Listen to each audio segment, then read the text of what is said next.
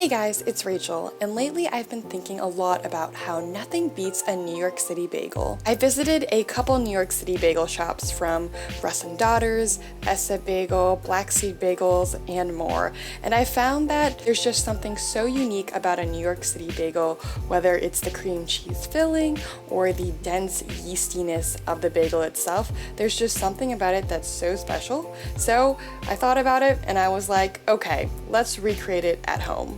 So today's video is all about recreating New York City bagels from the comfort of your house.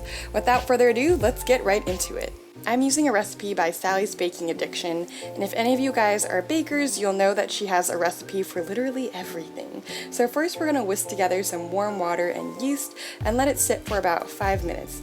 And then we'll uncover it, add in our flour, our brown sugar, and salt. Then, using a stand mixer fitted with a dough hook attachment, we're going to beat all of this together on a low speed for about 2 minutes. The dough is pretty stiff, will look kind of dry and tough, but don't be discouraged by this. Once the dough has sort of come together the best it can in the electric mixer, we're going to pop it out onto a lightly floured surface and then knead it with your hands for about 4 to 5 minutes. This mixture is pretty tough, so you're going to have to use your hands because the mixer can't do it on its own. Then we'll go ahead and place the dough into a lightly greased bowl and just cover it with some plastic wrap and let it rise for about 60 to 90 minutes. I actually took about closer to 90 minutes because I used active dry yeast and not instant rapid rise. Once the dough has sort of doubled in size, we'll pop it out of the container, punch it down to release any air bubbles, and then divide it up into about 8 pieces. We'll shape each of these 8 pieces into a round sort of bun shape, and then we're going to go ahead and stick your index finger through the center of each bun in order to create the bagel shape. And these holes will be about 1.5 to 2 inches in diameter. Once you've shaped all 8 bagels, go ahead and let them rest at room temperature. Cover them with a kitchen towel as you preheat your oven and start boiling the water bath. In the water bath, we're going to go ahead and add about 2 quarts of water and then whisk in about a 1/4 cup of honey and bring that to a boil. Once it's at a boil, you go ahead and just drop your bagels in. You'll cook the bagels on each side for approximately 1 minute, then flip them over, cook the other side, and then take them out of the water bath. Basically, we'll repeat this step for all 8 bagels until they all kind of emerge from the water bath. And I think this water bath kind of allows that bagel to have that sort of crusty, shiny coating on the outside.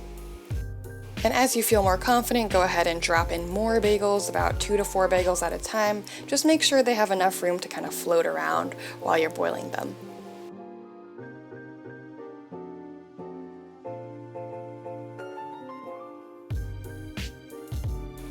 And once your bagels are done, go ahead and prepare your egg wash. In order to do this, you just need 1 egg white and about a tablespoon of water.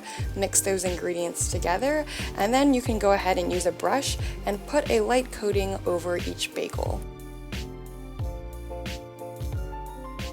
This egg wash will become really crucial when adding your seasonings and toppings to your bagel. So here I'm using a variety of toppings. I'm going to go with an everything but the bagel seasoning from Trader Joe's, some sesame, and I'm even doing a wild card by using some Furikake or Japanese rice seasoning on some of these bagels. Furikake has this nice savory flavor with a bit of seaweed, and I saw this on Subtle Asian Treats that someone made bagels with Furikake seasoning, so I thought it would be a really cool thing to try. Now we'll bake the bagels off at 425 degrees Fahrenheit for approximately 20 to 25 minutes. Make sure you rotate them about halfway through in order to get some even browning on all of them. Let the bagels cool for about 20 minutes before cutting into them, but there you have it, your delicious and glorious New York City bagels. Now, how do they compare to New York City bagels in real life? They are good, but I will be 100% honest, they're not as amazing as a New York City bagel that's fresh out of the oven. But this is as close as I'm gonna get since I'm in California. I like to enjoy these bagels with a healthy and generous serving of chive cream cheese. And yes, before you ask, the Furikake bagels actually turned out really good and very tasty, so I would also recommend that. Anyway, thanks guys so much for watching, and I'll see you next week with an all-new video. Bye!